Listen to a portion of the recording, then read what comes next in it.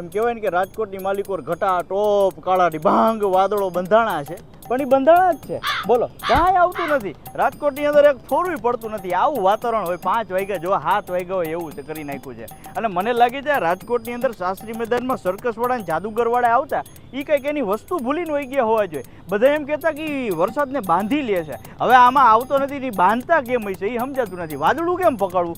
એટલે એ કંઈક હોય તો આપણે 7-8 લીંબુ મરચાં મેકીને એની વિધિ કરી નાખવાની થાય છે આજે. અને બાકી તમે જુઓ તો કે વાં 14 ઇંચ ને વાં આટલા ઇંચ ને વાં આટલા ઇંચ ને.